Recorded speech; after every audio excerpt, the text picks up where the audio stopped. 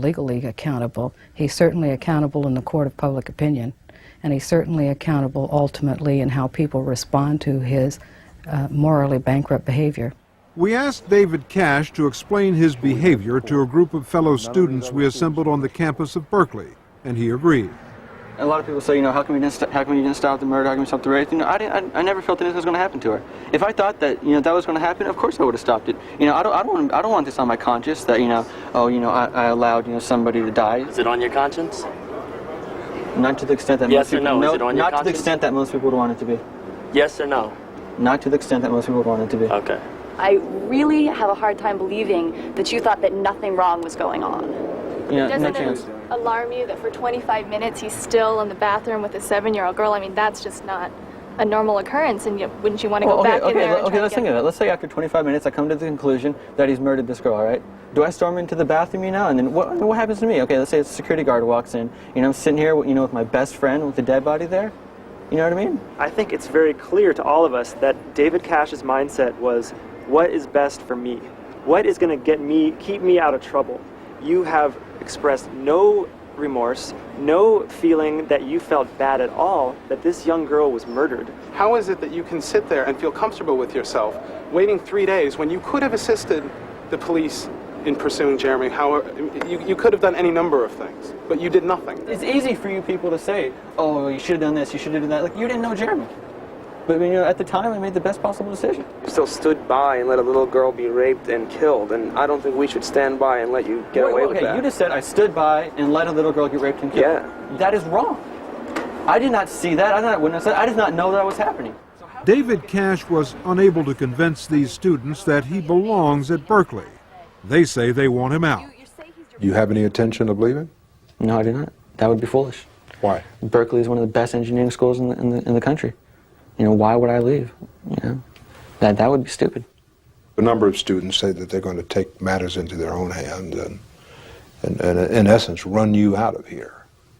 Can they? They will fail. I have no intention of leaving. Despite the uproar on campus, Berkeley Chancellor Robert Berdahl says he cannot expel Cash because he hasn't committed a crime and he hasn't broken any university rules. David Cash has done reprehensible things in not acting, I think, to intervene. He said outrageous things. But even when students act in an outrageous fashion, we can't simply take an arbitrary action against them on the basis of some kind of moral outrage that people feel. Does the university have a moral responsibility to do something about students who behave so atrociously? What has offended the community sensibilities, I think, are the things that he has said. Berkeley is, for better or worse, the home of the free speech movement, and we are not about to punish students simply for exercising the right of free speech, no matter how outrageous and objectionable things they may say. What David Cash did or did not do in this case is perfectly legal, not just in Nevada, but in nearly every state. But the conduct of Cash has prompted legislation calling for a Good Samaritan law, which would require citizens who witness a sexual assault or other violent crime against children to report it to the police. Surprisingly, it does not have the support of many in law enforcement, including the prosecutor in the Sharice Iverson case. Should we as a society punish this as a crime? It's basically an attempt to legislate morality.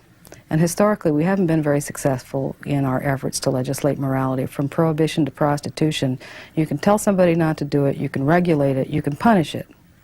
But ultimately, it doesn't do a very good job of changing the conduct. Sharice Iverson's mother disagrees with the prosecutor. Yolanda Manuel says a Good Samaritan law is the only way to punish the David Cashes of the world. David Cash needs to be locked up. I want his education taken away from him. My child would not be able to go on with her education. She was 7 years old. She would not be able to go to junior high. She would not be able to go to high school or college and beyond. Have you ever said anything that would say, Miss Manuel, I'm sorry about what happened. I wish there was something I could have done. Have you ever expressed that to her? Maybe not in those exact words, but you have it. No, but I mean, that's definitely a good idea that I definitely should. A year and a half later, yeah, it is kind of a good idea. You disgust me, seriously. Like, it's taking all my energy to sit here and sit in front of your face. But yeah. You know, the simple fact is there's one person that killed Therese Iverson. There's one guy, Jeremy Strohmeyer. And there's one other person who could have stopped it. Technically,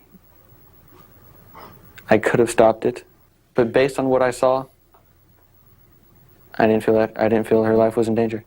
If you could go back to that night and do it all over again, what would you do differently? I don't feel there's much I could have done differently.